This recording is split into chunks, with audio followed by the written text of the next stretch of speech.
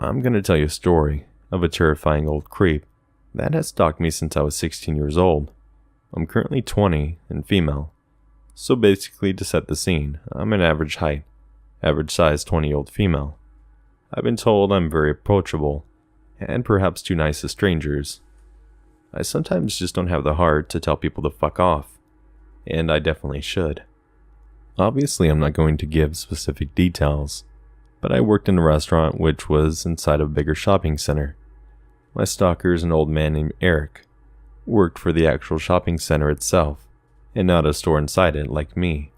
When I was 16 and first started the job, I was quite timid and awkward, and let anyone say pretty much anything to me.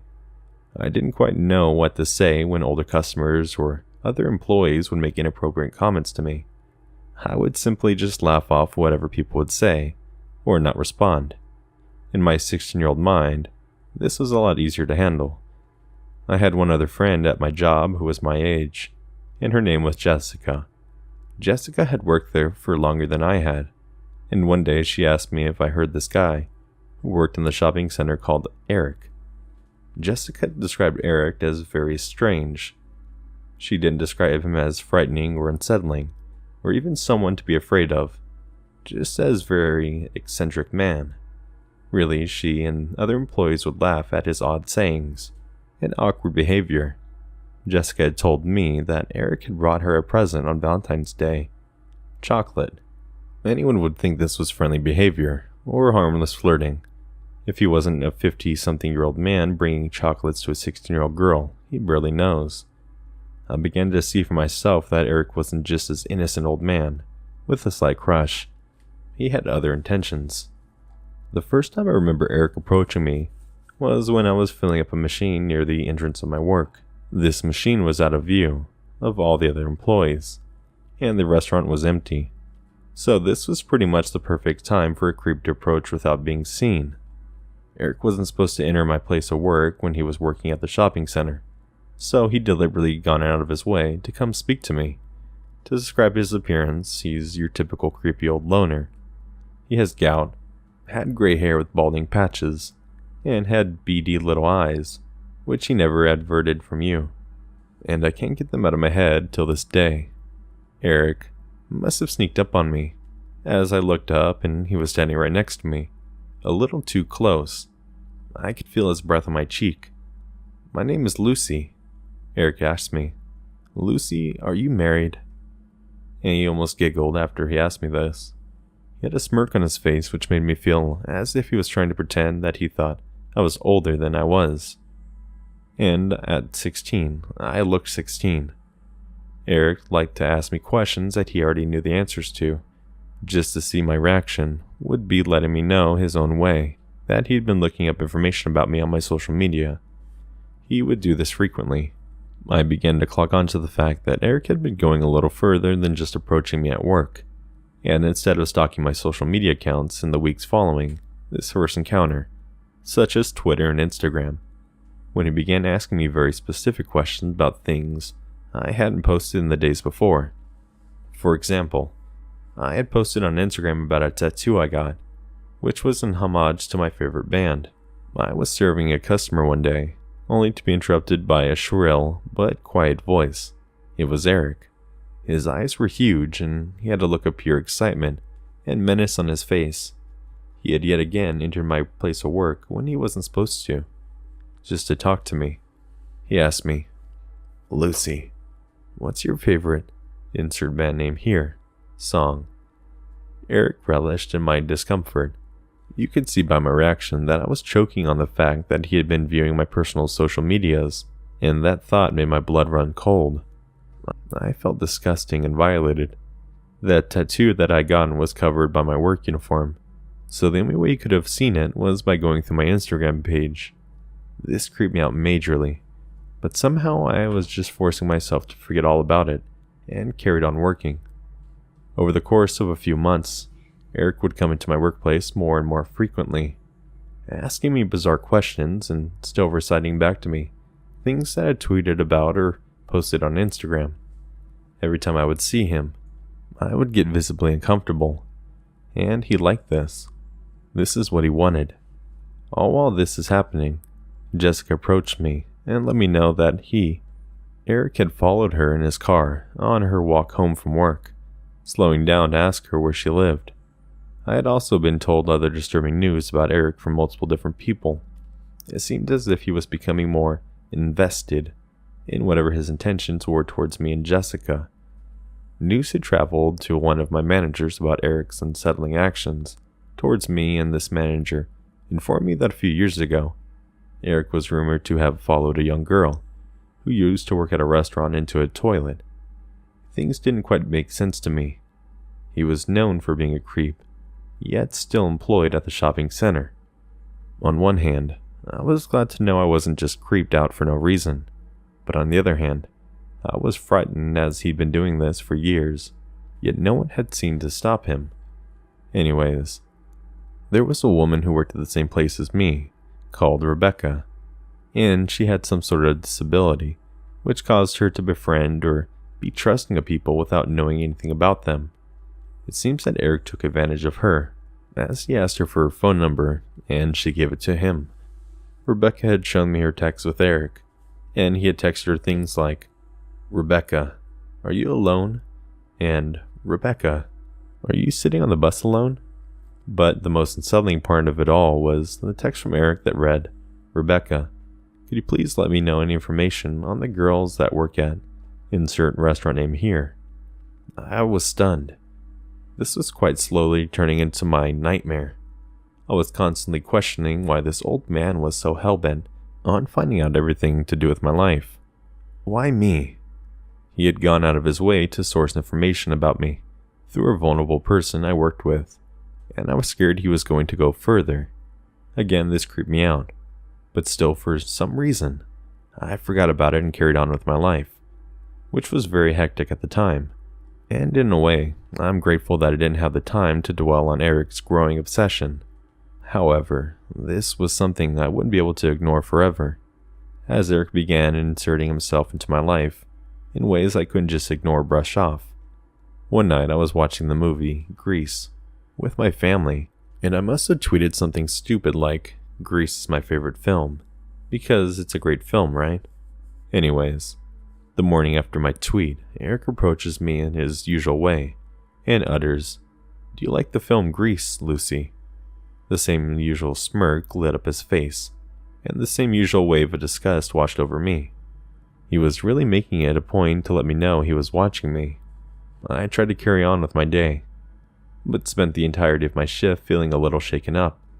To someone reading this story, it may not seem unsettling to you as it did to me at the time, but when someone is going out of their way to make sure they know information about you, you spend every waking hour thinking about what they plan to do with this information, and why they would insist on taunting you with this knowledge. The very second I clocked out of work and got into my car, my phone went off. This was a notification from PayPal. I clicked on the notification to see that I had received £3 from Eric Stanley, and the note attached to it read, "To Lucy, Grease is the word, from Eric." He literally found my PayPal account and sent me £3 with a quote from the movie attached to it. If this wasn't crazy enough, in the days following, I received a string of anonymous calls. Incessant calls, one after another. I was in floods of tears and ended up having a huge panic attack. I felt like there was no escape. My phone rang and rang all night. I had to turn it off to get away. Even when I turned my phone back on, the calls continued, and every time my phone would ring in my head, felt like it was being impaled with the sharpest knife in the world. I was on complete edge. The phone calls that I did answer were just someone breathing down the phone, making it a point to breathe heavily. I even swear that they were trying to sound like they were jerking themselves off, which sickened me. I have no proof that this was Eric, but it wasn't hard to put two and two together. After all the links he had gone in order to track down my personal information, if he had found out my PayPal address, my phone number, and all of my social media accounts, what was stopping him from finding out where I live, breaking in, hurting me or my family? That night I had a horrific dream, in which he chased me around my house and taunted me for hours. I still have similar dreams and struggle to sleep without my boyfriend present. as I'm scared he's standing right outside my door this day. I reported Eric to my managers, and they passed my complaint on to managers of the shopping center. At this point, I was genuinely scared for my safety. Multiple girls added to my statement, and added details of times they had witnessed Eric's unsettling behavior, or times he had been inappropriate with them too. Eric had been cautioned by the shopping center management, yet nothing was done, except the fact that he was warned not to talk to me. Eric found ways around the "no talking to Lucy" rule. He would make animal noises to me when he would see me, like a monkey or a dog or any bizarre noise that would get my attention. I think he just wanted me to think that he had outsmarted me, found a way around the rules. After this, I stopped working at the restaurant as a full-time job, and saw Eric less and less, which was obviously great for me. I moved cities as I went away for university, and made new friends, which distracted me from my old life in my hometown. I still thought about Eric every now and then, and when I focus on it for too long, I can't be alone, out of the fear that he's still keeping tabs on me, and thinking of that terrifies me. After moving away and starting my new life, I forgot all about the twisted little man who used to obsess over me at my old job. I forgot he existed, but I was soon going to remember. On Christmas Day, I was going back to my hometown with my parents. My phone buzzed, and I expected it to just be another message from a friend or a family member, but I was wrong. I received a notification from PayPal, and it was the exact amount of £3, only not from Eric this time, but from a girl whose name I didn't recognize at all. I opened up the PayPal app only to see a note attached to this payment I had received. The note read, "Sending on behalf of Eric." My blood ran cold again. I had forgotten all about this man, and all he had done to make me feel unsafe and unsettled. And here he was again, agonizing me, yet this time doing it through other people. Perhaps his way of telling me that him being banned from talking to me won't stop him from entering my world. I threw my phone down on the couch and spent the night drinking with my family, until I forgot all about the notification. I probably should have told someone about it, but I just wanted to do as much as I could to block him out. I didn't want him to control me anymore, and I since haven't seen or heard anything from him. I wanted to stay that way. I think Eric still works at the shopping center, and lives local to me. I avoid my old workplace so I don't have to see him, and he doesn't have to see me. So, to the creepy, beady-eyed freak that made me live in fear, let's not meet again.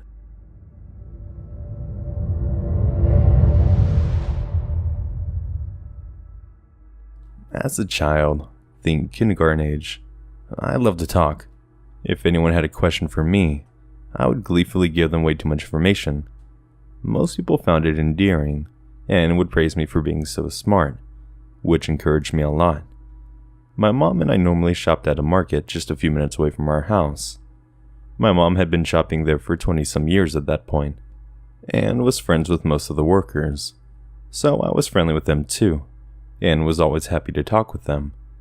Whenever my mom got distracted talking to someone, I, with the attention span of a 6-year-old, would wander around the aisles.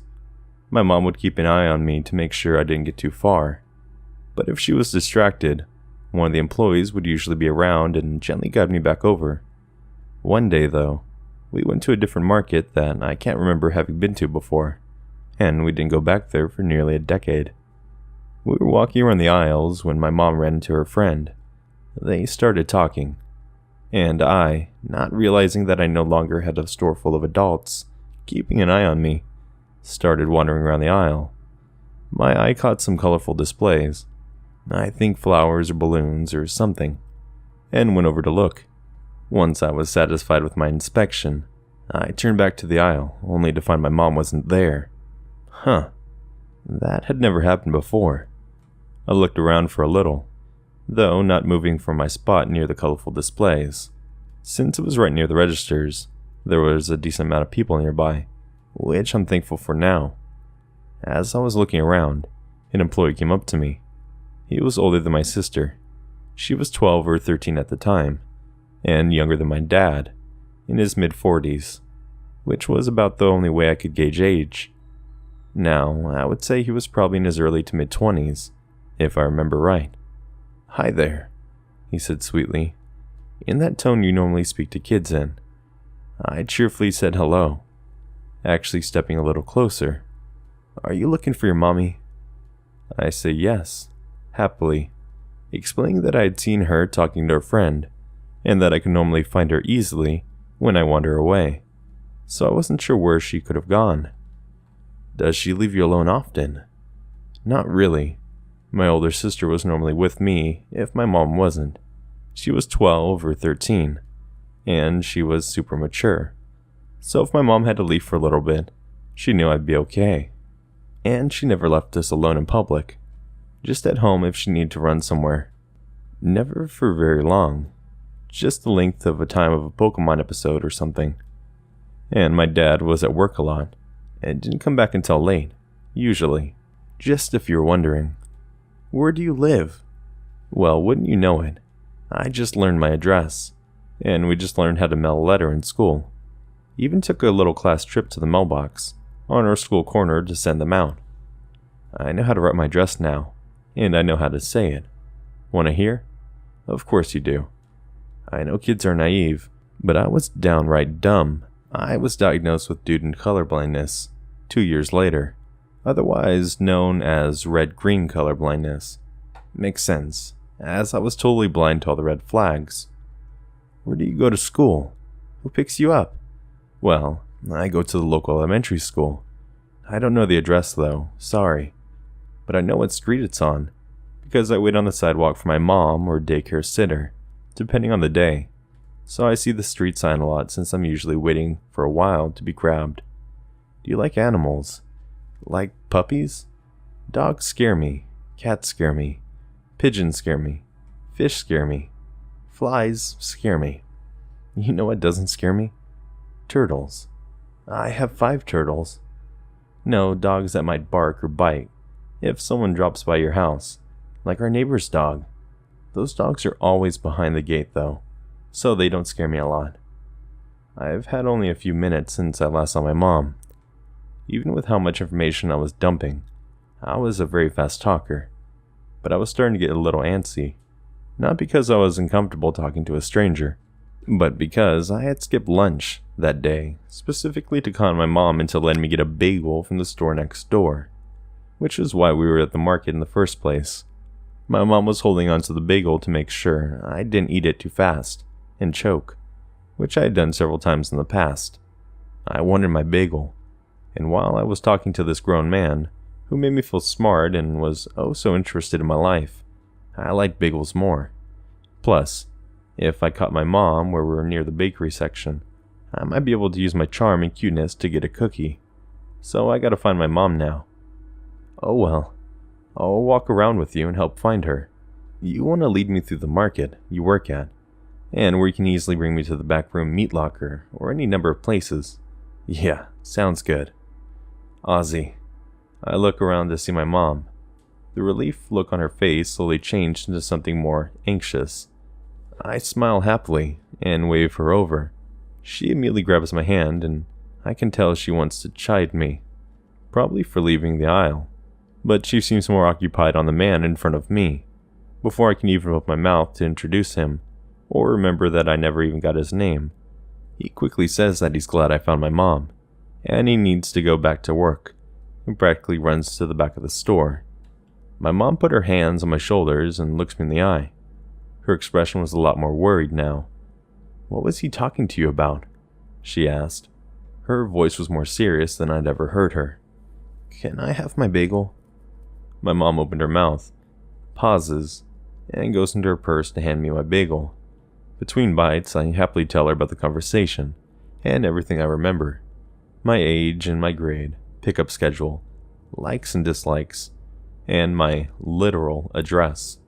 My mom gradually became paler, then became red with anger.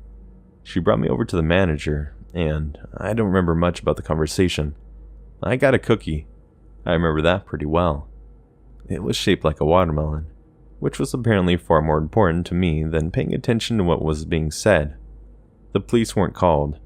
We went home, and my mom said I wasn't allowed to walk around the store anymore. No more talking to any strangers, even if they worked at the store we were at, unless she was with me. If I ever saw that man again, I was to run away, find someone I know and ask for help. If all else fails, scream at the top of my lungs, just like when a fly lands on me.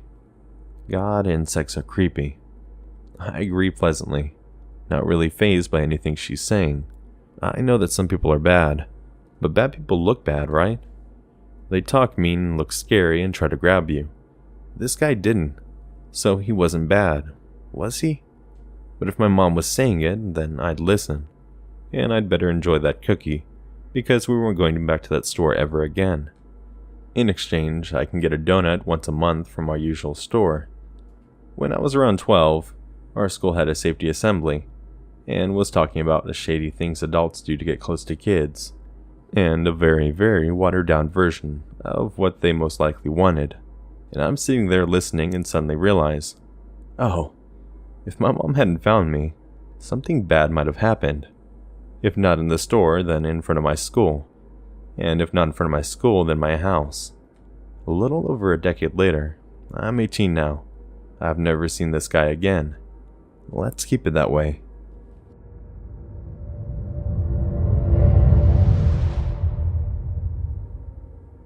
This is my first post, and this happened a week ago.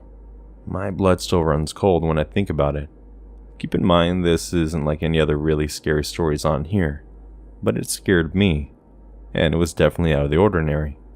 My brother wanted to get a drink from a place we both love to go, and was going to close soon, and he had work to do, so I went by myself. It wasn't very late, but it was already dark, and my parents had drummed into me since birth about the dangers of walking alone at night. I was kind of nervous that day, even though I had done it many times before. So I went and got both drinks, and for some reason didn't get a bag. I was walking along with both hands full. Bad idea. As I was walking towards the street where my house was, I suddenly became aware of two men very near me.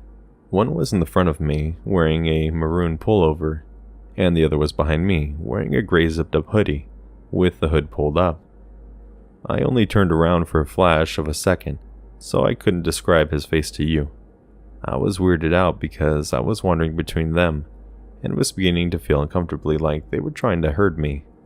And just as I was telling myself that I was clearly overreacting, I came across a garage that was down an alleyway, and a black Subaru was coming out.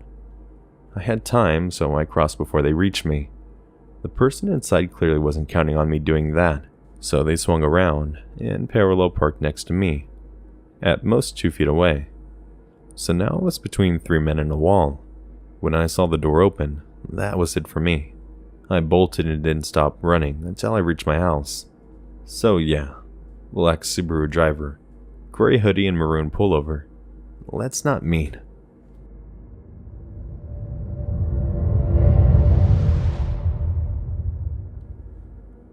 I'm writing this on my phone, so forgive me for any mistakes. I've been a fan of true scary stories since I was a freshman in high school, and listening to them has helped me out a lot. I've been out of high school for about a year now, and the story took place about 2 months after I graduated. So, I had just gotten off of work, and wanted to unwind with my two best friends. I'll call them J and T. My cousin and his girlfriend, D and L. So, we're at the lake shelter smoking pot as teenagers do, and everything was normal. My friend J and my cousin D went to the gas station to bring back snacks and drinks. Me being the good guy I am, I stayed behind with the girls, as to deter any creeps from them. For some background, I'm about 5'11", broad-shouldered and have a decent build, but I'm not in gorgeous shape, and people say I look intimidating, but I'm really a nice guy. My friend T says she has to use the bathroom, which is about a 5-minute walk away from the shelter. So L and I walk with her to comfort her. She goes into the bathroom, and not even 5 seconds later she speed walks out. "There's someone in there," she says in a low whisper. I gesture them to walk away as I slowly make my way in. Now, it's pitch black, and I can't see shit, so I turn my phone flashlight on.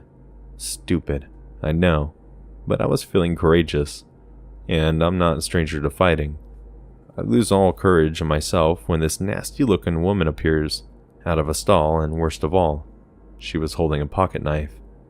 She didn't say anything to me.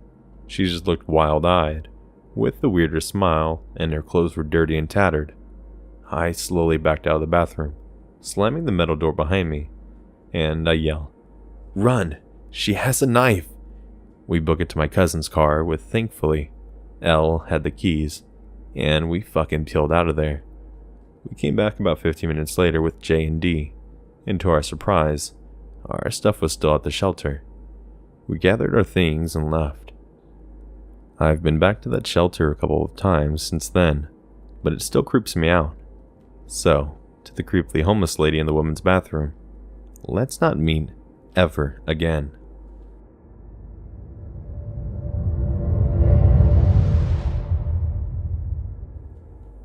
Honestly, I never hear anyone talk about it, seriously, but living in a small town seems to make people cruel. Maybe it's just a sheer boredom that brings out the worst in people. Anyways, this is my first time posting here, so please bear with me.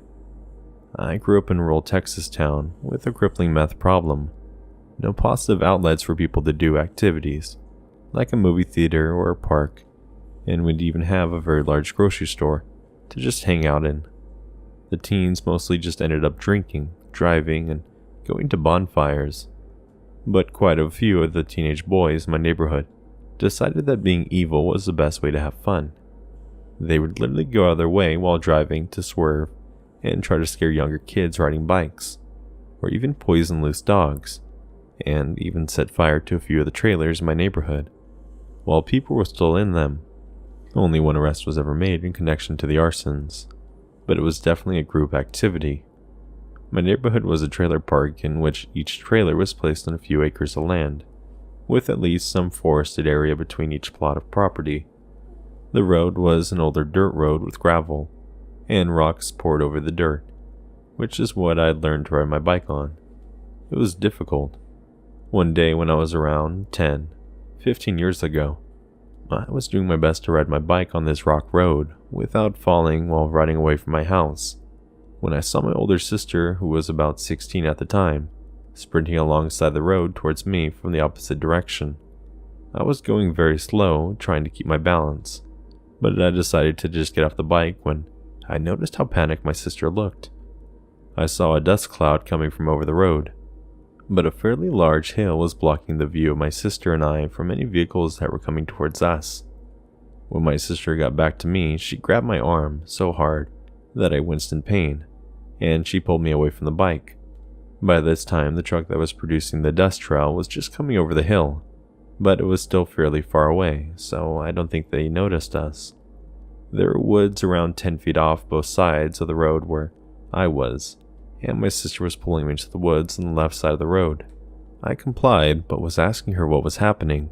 She just told me to hurry. We made about 30 feet into the woods when my sister dropped to the ground and pulled me with her.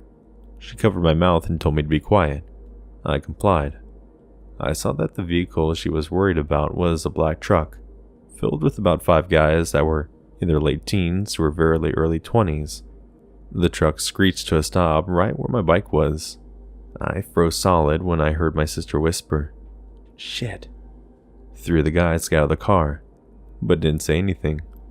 It was clear that they were looking very intensely into the woods on both sides of the road. Luckily, for some reason I'm not sure of, they all lined up and started approaching and walking to the woods on the opposite side of the road. They were talking, but we couldn't make out what they were saying. I was worried that they would take their time looking for us, since only a handful of people lived this far down the road, and it could have taken hours before another car would pass through. It took about 5 minutes of perfect stillness and silence before one did, though one of the guys had already placed my bike in the back of the truck when they noticed another car coming over the hill from behind them. They quickly jumped into the truck and sped off. We waited there for probably 10 minutes before we stood up and started to walk back home, although we walked right along the tree line instead of the road itself, just in case. My sister didn't say much to me, but told my mom when we got home that one of the boys she had been hanging out with was talking about wanting to kill some of the annoying kids in the neighborhood, and she assumed that it was a good bet that one of those annoying kids might end up being one of her 3 younger siblings. It could have been any of us, but I was the one that wanted to go ride my bike alone that day, instead of playing video games with my 2 brothers. She decided to head home when none of the other guys seemed to do anything against the guy who wanted to kill kids, or even jokingly escalate his desire to kill annoying kids with more details. She had been running home and got just enough of a head start before the boys hopped into their truck to stop whatever they might have done. The cops were informed, but apparently the boys disagree, and a parent claimed they never left the trailer, so nothing ever came of it. I know 2 of the boys' names because I live in the same neighborhood in the small town, and I know they never got less evil. They later invited my sister to a bonfire party that everyone was going to be at, but my sister decided not to go, and when she asked all her friends how the party was, literally no one knew about it. That is because she was the only one invited. She stayed away from them ever since, and fortunately neither of us still lived there. Out of the 2 that I knew, one is currently incarcerated for several drug-related offenses, but the other is still out there. As for the other 3 that were in the truck, I have no idea where they are or what they're up to. So, to the garbage boys in the truck, you can keep my bike, because I hope we never meet again.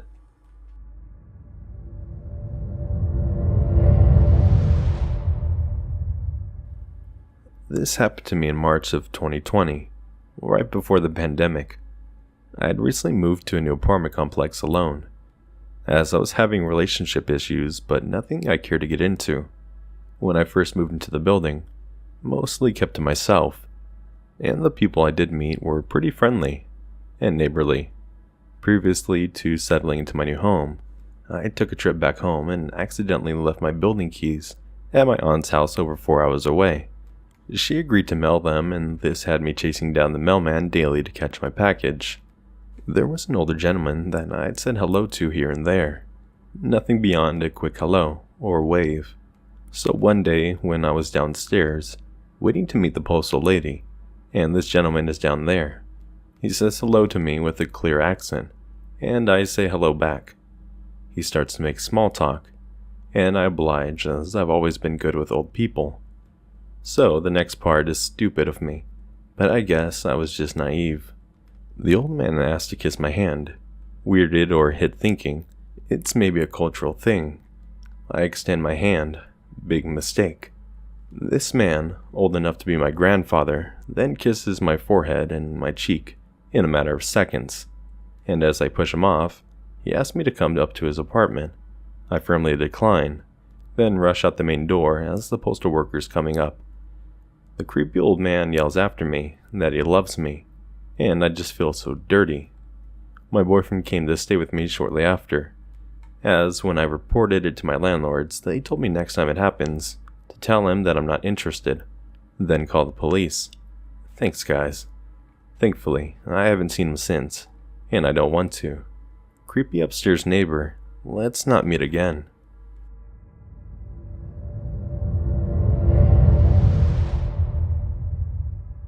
About 2 years ago, right around Halloween, I was babysitting for these 2 ladies who each had a son. They wanted to go out, so I stayed at one of their houses and watched their boys.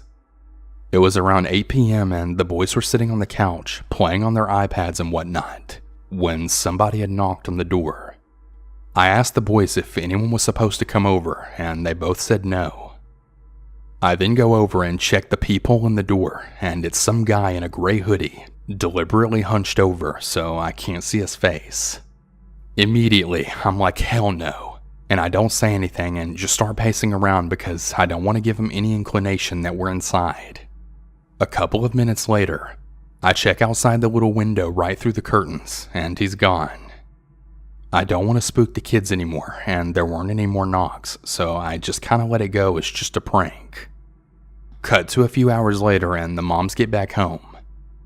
They ask me how everything was, and I say that the kids were really great, but somebody had come to the door. They asked me what time, and I said it was around 8, and one of the moms started totally freaking out and then going through her phone. The other one tells me that right around that time, somebody had been making some really strange phone calls to them on a blocked number. They had apparently disguised their voice and then were saying things like, "I can see you through your window." They didn't really think it was serious because it didn't really make any sense in the context of where they were, but in retrospect, they were almost positive that it was actually me that he was looking at through the window. They escorted me to my car and I then touched base a little later, and apparently nothing strange ever happened after that. But I'm just really glad that I didn't open that door, because I have a really bad feeling deep in my gut that it would have been really bad.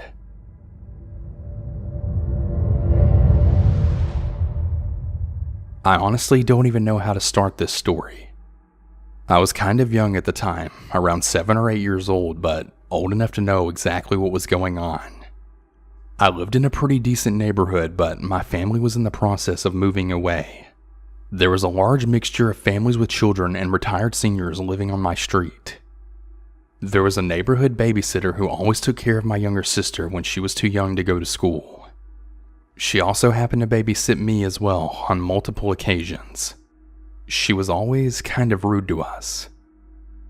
She was a pudgy lady with 2 annoying sons and a very weird husband.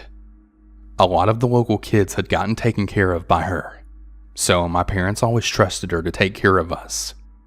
Everything was somewhat normal, except for the fact that she was always kind of rude to anyone that wasn't her own kid. Her kids were pretty misbehaved. They were always fighting, hitting each other with plastic swords, and always screaming at the top of their lungs. At one point, the younger toddlers had to take a nap, and she actually forced all of the children except for her own kids to sit in a corner and be quiet. Pretty odd behavior for a babysitter, but we never really thought too much about it. Another thing to mention is that she always took naps while babysitting. As in, she never paid any attention to the kids. She just shooed them away and fell asleep. She was also really notorious for giving her sons chocolate milk and telling all the others that they could just have water. My sister and I just tried to ignore it, but eventually we were pretty annoyed of it. My sister had a pretty loud mouth, so she told my mom how she treats the kids she babysits versus her own children. I'd also like to acknowledge that my sister had just turned 4 at the time, so she really wasn't that great with words. My mom was pretty angry that the babysitter did that, but she just let it slide, as we were going to be moving in about a month, and she didn't really know if we were being completely honest about it, as we were little kids, and sometimes kids make this stuff up. The house that we ended up moving to is the same house that I spent a really large majority of my childhood and teenage years in. Things were pretty normal once we transitioned into the new house. That is, until we got the calls. We changed our phone numbers, so we weren't really sure how the babysitter and her husband found it so quickly. She would literally call every single day saying that we needed to pay her and that we owed her money. She was apparently just really angry that we had moved, and we were currently on the lookout for a new babysitter that was closer to home. My parents received these calls literally every day, and they always consisted of the babysitter or her husband always screaming, which meant that I could hear the voicemails and calls very clearly. They just kept harassing us, and my parents grew agitated and really worried.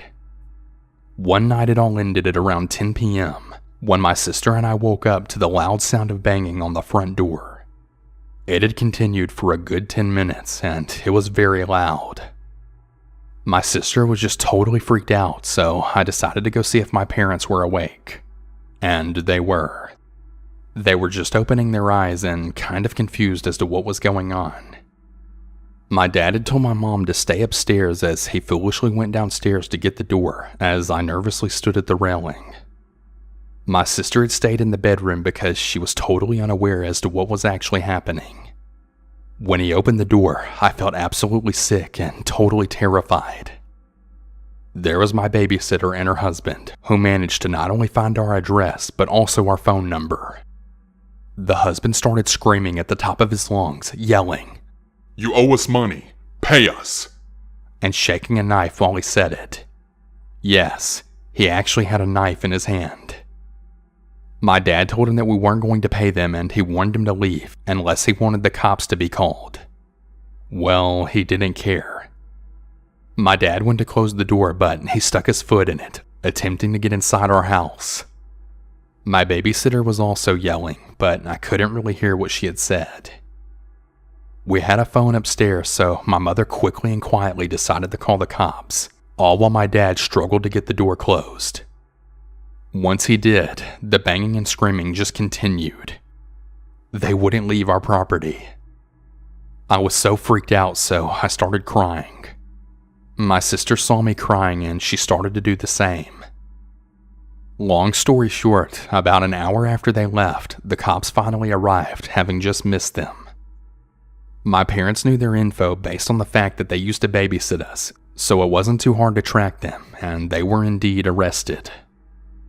I had always wondered if the night that they did this, if their children was home alone or at a sleepover, especially at a time so late.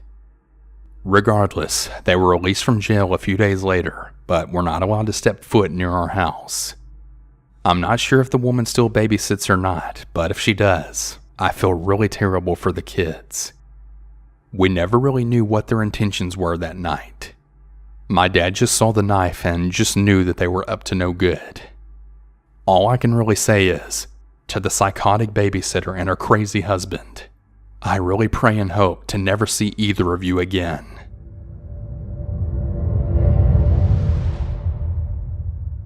The story that I'm about to tell is pretty difficult for me to talk about for two reasons.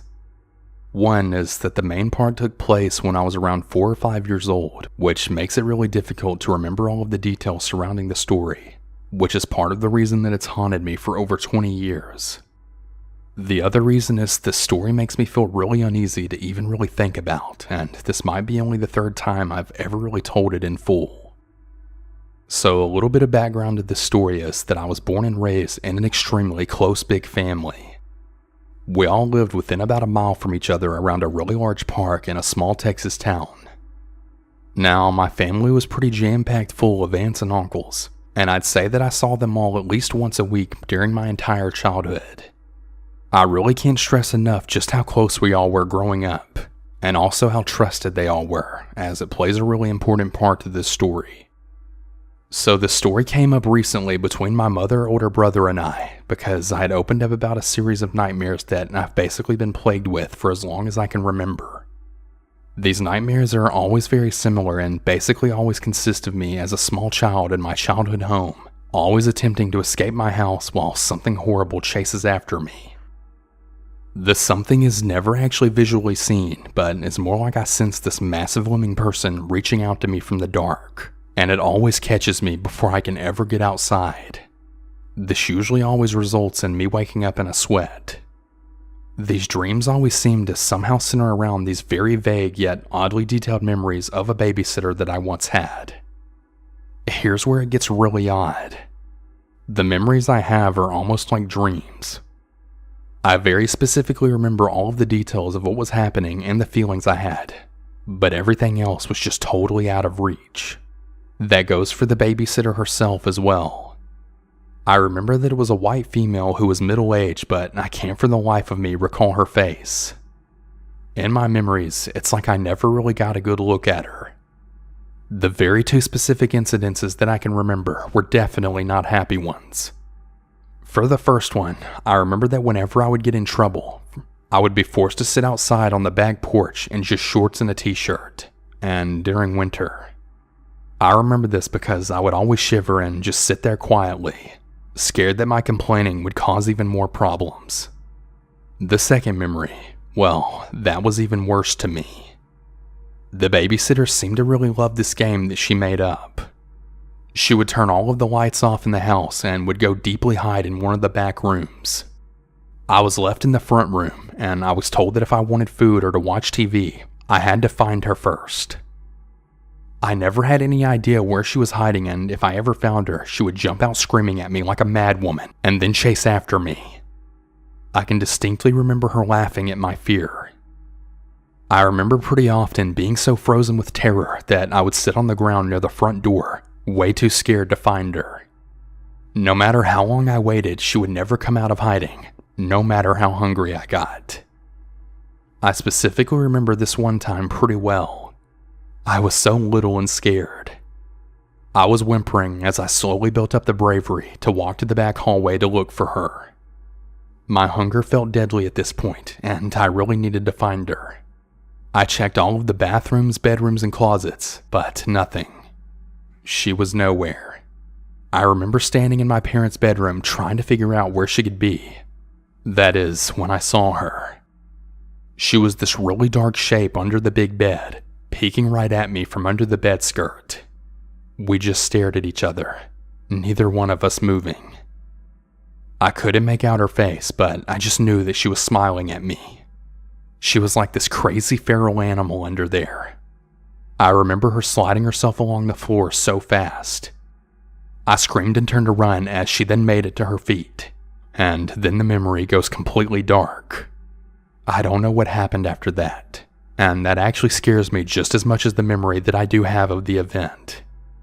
I never shared these memories with anyone because they seem so distant, and I often actually wondered if they were even real. One day when I was in my 20s, I decided to mention the nightmares to my mother and brother when we were just sitting around talking during one of the weeks where my brother and I were both home from college. We would often do this to tell funny stories and remember all of the kids we knew from when we were children.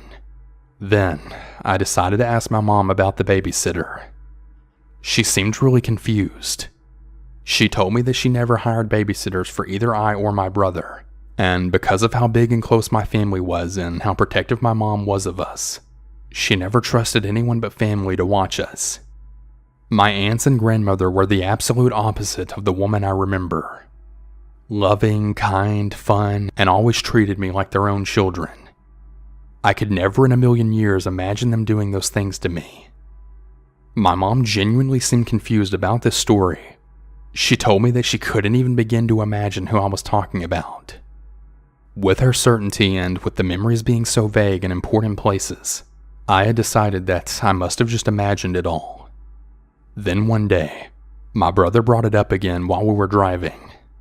Yeah, I remember that," my brother said, with concern in his voice. "No, I actually remember seeing you get taken outside and being forced to sit there, and I thought it was so terrible. I don't know why we never told anyone." He too had no memory of who the woman was, but he remembers feeling defenseless over the entire thing.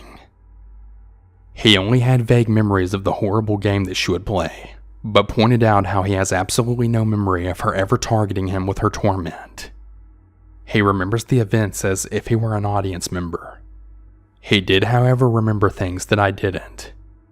This included that I often got in trouble because I would often use my imagination to tell stories, and apparently the babysitter would often get mad about it when she realized it wasn't true, and this would then result in me getting kicked out of the house. I just want to point out that my brother is only 1 year older than I am, so he too would have been very little when this happened. I've honestly really thought about bringing it back up to my mom, but I honestly trust that she just has no idea who I'm talking about.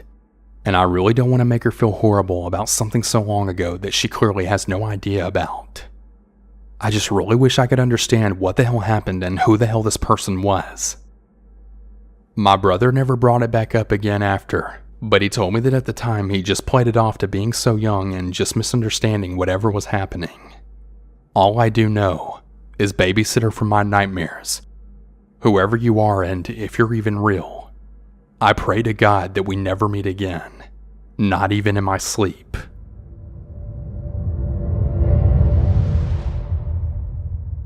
It was a very long time ago. It all happened back in 1973. It was summer, I was 6 years old, and we were living on Monica Lane in Madison, Wisconsin. The thing is, I sort of recalled it but never really put two and two together until a few months ago when I was talking to my mom, who then went into great detail about it. I was a very gregarious child. Outgoing, extroverted, pretty much friends with anyone. It was at the time a middle-class neighborhood, and 3 houses down from ours on the same side of the street was a huge park. My mom was a nurse and my dad was a salesman, but my mom worked second shift at Meritor while my dad worked days. Now, I rarely ever really had a babysitter, only if they went out for dinner or a movie or something. But they did go out pretty often, and there were always older kids in the neighborhood to babysit. There was this one sitter who I really liked who lived a few blocks or so away, and they were down the street a little bit. Vicky had babysit a few times before that, and it was pretty uneventful. She'd play games with me and do my hair, play dress up, pretty basic stuff. So anyhow, one day I'd gone with friends down to the park. I remember that there was a ball field at the time and a sandlot next to the field.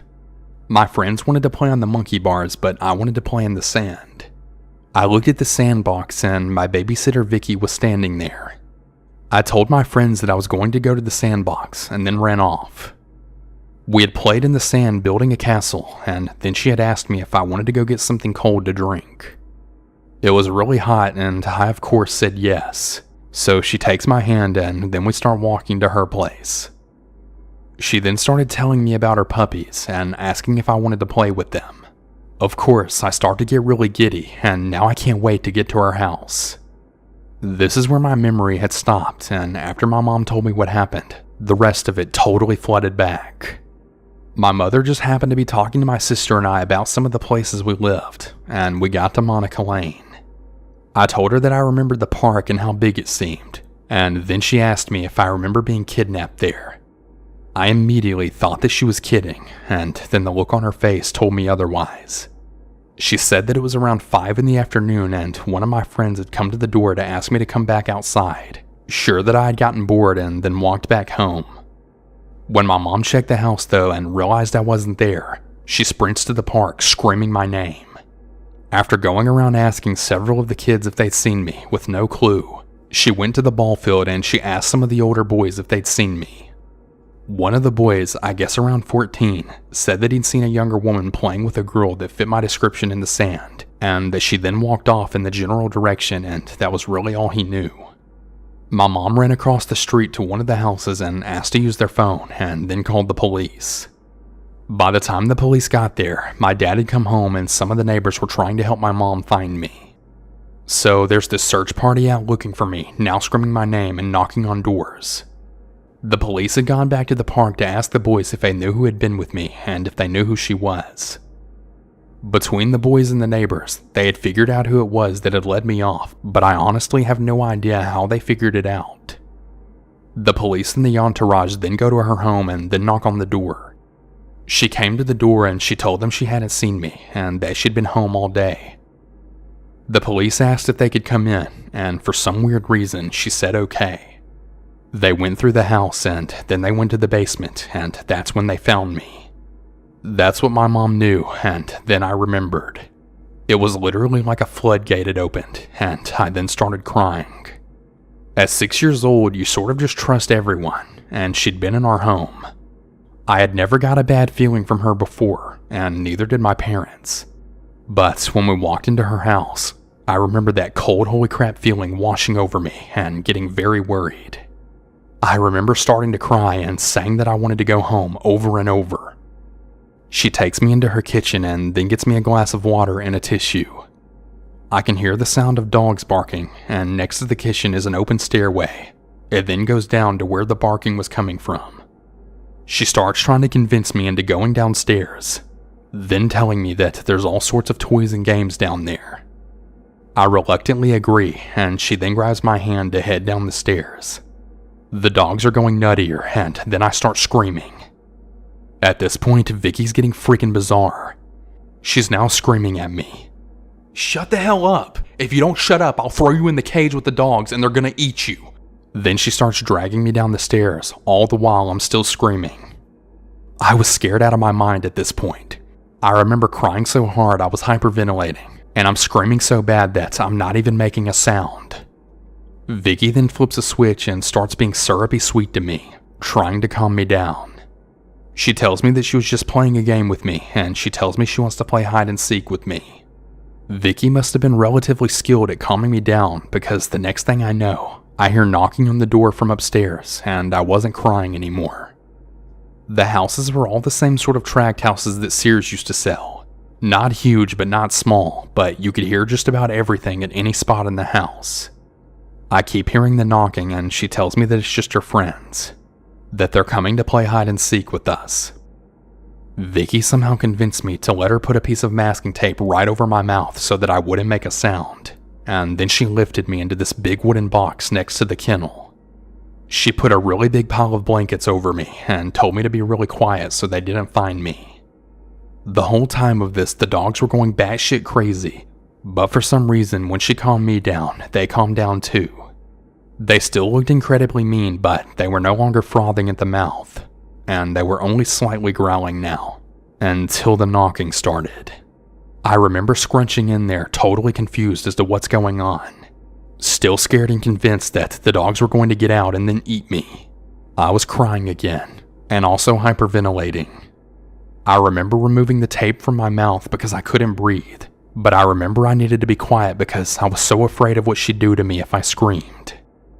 I laid in that nasty smelly box next to a big bag of dog food, sweating to hell, with lots of tears rolling down my face.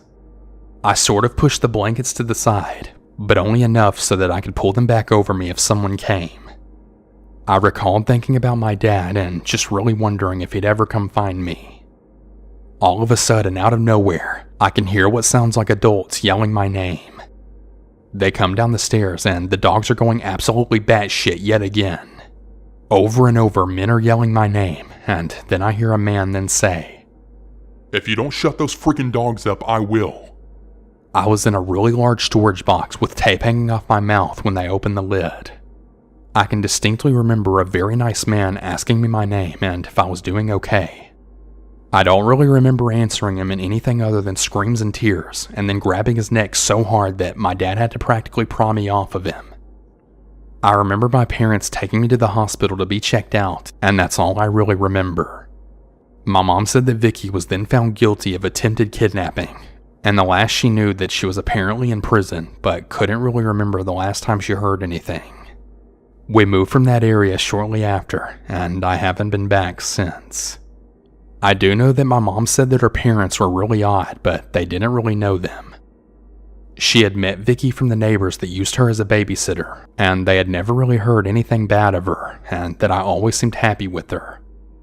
She lived in the general neighborhood, but it would have been 2 blocks over and 1 block down. Mom said they never picked her up, she always walked over. Whenever they'd get home, they'd drive her home, but never really noticed anything out of the ordinary. Mom and Dad only met her parents when they came to the door to ask for forgiveness, that Vicky hadn't really meant to do anything bad, and that she was a good girl. My mom said that my dad picked up her dad by the shirt and told them if they ever come on our property ever again, he'd kill them. I remember her name and sort of what she looked like, but I don't think I'd have any idea who she was if she walked up to me. Hopefully I'll never see her again though.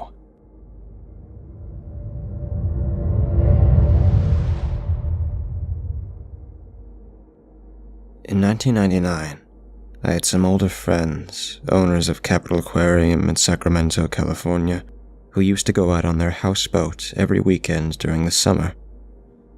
I met them quite by accident, prowling for action on the banks of the Levee, a gay cruising spot, of the American River.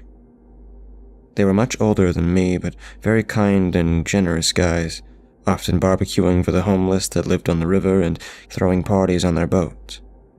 I should also point out that this part of the river, close to the confluence with the Sacramento River, had at the time 2 bodies, both murdered, discovered not even a week before.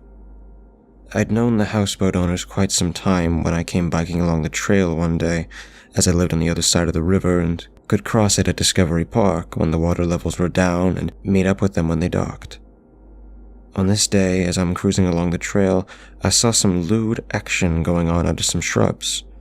So being a randy young voyeur, I decided to investigate. I'm watching these 2 guys for all of 30 seconds, trying to see if I knew them, when I sensed someone else about 10 meters away to my left. I'm not sure if I heard him or felt his presence, but I finally noticed a form in the shrubs. A mid-30s shirtless and little white guy with long crazy hair crouched down like I was, and he was staring intently at the 2 guys. My first thought was amusement, thinking the 2 were attracting an audience, but then I noticed the fucker had a tomahawk in his hand, and was gradually walking his way toward the other two. I shouted to the two guys, who instantly started pulling up their pants, and the crazy guy went barreling towards them, still in a crouched position. I had hopped on my mountain bike and was pedaling like crazy until I got to the boat, where I started shouting and blubbering about a nut with an axe. As I left my bike and scrambled onto the boat, my older friend went inside the cabin and came back with a gun, just as the two breathless and panicked other guys showed up, obviously just having escaped from Hatchet Man, and asked to come aboard. There were already like 8 others on board as well. A few minutes later, as if on an afternoon stroll, the crazy guy comes along, picking up cigarette butts off the ground. I didn't see this in the trees and shrubs, but he had on camo pants, and his chest and stomach, while bare, was covered with several vertical scars and gouges, some fairly fresh, obviously made with his axe. The fucking nut walks up to the ramp as my friend hoisted up his .357 and says, "Get away from here, fucker. We don't want no trouble." The guy acts as if he didn't hear him, but tries to light one of the discarded butts he picked up. Then he looks up at us and says, "My name is Reeve, Christopher Reeve," and laughs. I swear his eyes were pointed in opposite directions and seemed to roll around, and you can tell he was sincerely crazy and probably on something. A few more threats and he wandered off, and by the time I had enough courage to leave the boat and bike home to make a report to the police, he was long gone. While nothing terribly dramatic happened at the end, this encounter did terrify me enough to end my bike trail excursions for quite a while, and I never saw Christopher Reeve again. I still wonder to this day if he was connected to the murders or if only nutcases roamed the levee as well.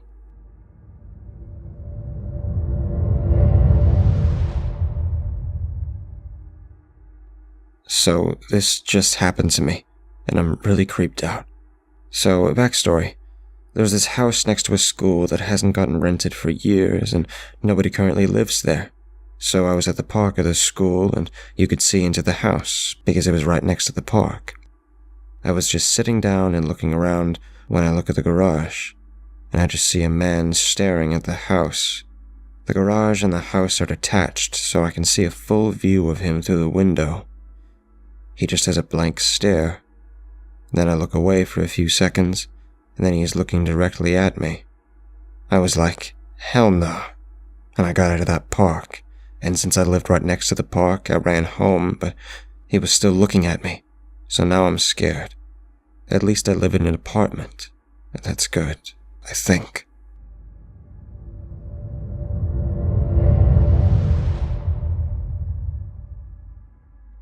The summer after graduating high school of 2018, I got a job as a barista in a chain grocery store.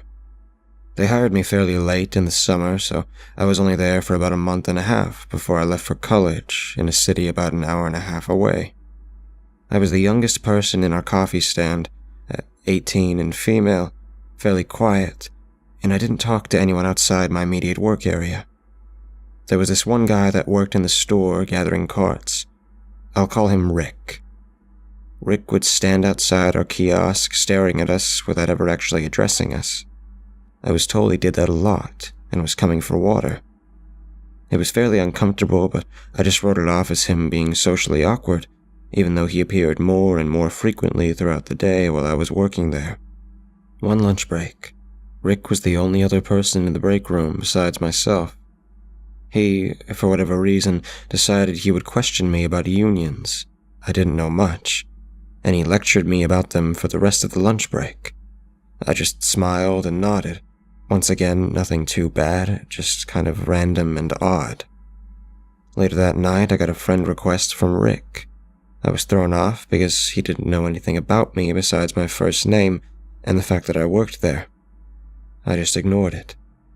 Then the next day at work, he came to the coffee kiosk and casually mentioned he had sent a friend request, and I kinda just smiled and went back to work. The next day I came into work and opened the kiosk alone. Rick came in and he was angry. He blocked the only exit into the stand and kept asking me why I didn't accept the request. I honestly was scared and didn't have anyone to help or anywhere to go, so I got out my phone and accepted the request. Rick is well over 6 feet tall, and I'm just over 5 foot, so I was terrified that he could easily overpower and intimidate me. I avoided him to the best of my ability after this incident. I will say, my profile only said where I was from and the city where I was currently located. This is important for later. Rick ended up moving about 3 weeks later after I started working there. He messaged a couple times asking for me to visit him. I quickly blocked him and thought this was the end of it once I quit and moved away for college. Spring semester of 2020, a little over a year and a half later, I was running across campus to catch the school shuttle at its final stop to go to the dorms so I wouldn't have to wait 20 minutes until the next one. Now, I could have walked home, but it's very cold where I live this time of year, and it wasn't practical. I got on the shuttle, and there was only 2 other people in there. I didn't pay much attention to them, because I was out of breath and sat down behind them. Lo and behold, the person in front of me turned around, and it was Rick. I hadn't seen or heard from him since he moved away, and I was thrown off. First thing he said to me was, "Didn't you used to work at that one store a little while back?" I said yes, because I'm a very bad liar when put on the spot.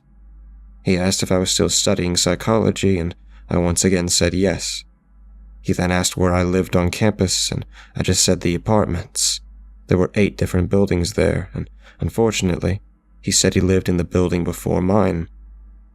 When the shuttle finally got to the dorms, Rick let me off first, so I hauled my ass to my building, because I knew he could see exactly where I lived from his building, and by walking behind me. I prayed he didn't see where I went since he walked slowly and tried to forget about the interaction. 2 weeks later, I waited for the shuttle at a different stop just because I got out of class early and didn't have to run to catch it elsewhere. I was standing against this wall in the entryway of the building, and from where I was, I could only be seen from people from the inside of the building. I was playing on my phone, and when I looked up, Rick was standing right in front of me, effectively blocking me into the corner. There was 15 minutes until the next shuttle came, and I couldn't leave. Rick asked me why I wasn't waiting at the other stop. It threw me off because I had only gone to the other shuttle stop once, 2 weeks ago, when he first saw me. Once again, being the bad liar that I was, I said I was there because of classes. He then began a whole line of questioning that went something like this. I'm looking at the texts I sent my friend while panicking, and he definitely went way more into depth with each of those. So, do you still have Facebook? I don't have it anymore because all my accounts got blocked. I can't even get a service dog because someone reported me for dog fighting on the Facebook page. That's why I can't get on Facebook or have a service dog. I didn't do it. People report me because they say I'm emotionless. It's just who I am. So, do you do the weed? You should try it. It might help you relax. Yes, he did say do the weed. Do you still work at that store? Why aren't you there? Where do you work now? Do you have any alternative ways of making money? You know, you could make a lot of money doing alternative work. He was looking at me up and down while saying this, and I felt like he was asking if I did sexual favors for money. Do you remember that one manager from the store? He got arrested for embezzling and sexually assaulted girls there. How'd you feel about him? Do you like him? Now this one scared the shit out of me, because the way he said it almost seemed like he admired this guy. Rick said what the manager did with what I could only describe as pride. This line of questioning continued while on the shuttle and only stopped once someone got on and walked in front of him talking to me. I took this opportunity to put in headphones, keep my head down, and only look at my phone. I could see out of the corner of my eye that he was staring at me and looking frustrated. Once again, when the shuttle got to the dorms, he let me off ahead of him, even though I was a row behind and across from him. I ran home and kept looking back to make sure he didn't see where I was going. I started staying late and coming early to make classes so my schedule was less predictable. Somehow I'd still see him around, but I would keep my head down and pretend I didn't see him. Now these interactions didn't seem horrible until I thought about one specific detail. Rick knew I was studying psychology. When I originally applied for college, I was a nursing major. I didn't change my major until after I blocked him and moved away from school. This wasn't public information on my profile at the time. Now, I don't know how he's been keeping tabs on me, but he somehow has been for the past 1.5 years. He's also been keeping track of what shuttles I've been getting on and which times he could see me. I started walking to my classes despite the cold, and my boyfriend moved out of state and gave me his car so I wouldn't have to see Rick again. He also hasn't contacted me on social media, so I don't have any proof except my word that this guy had been following me. And I can't reach out to campus security for help. Rick, if you're reading this, let's not meet again.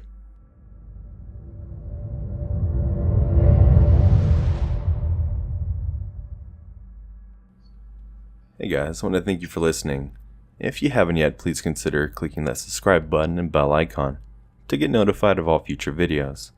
I try to post around 3 times a week, Monday, Wednesday, and Friday. And if you have a store of your own you want featured on the channel, head over to my subreddit r/GensenOfficial. And if you want early access to my videos, head over to my Patreon, where only $1 a month gets you that and some other fun perks. I've also got merch now over on Spreadshirt. I as well offer all my videos on my podcast. That can be found on all major podcast services. All links will be located in the description field. Hope everyone has a good night, and remember, keep it spooky.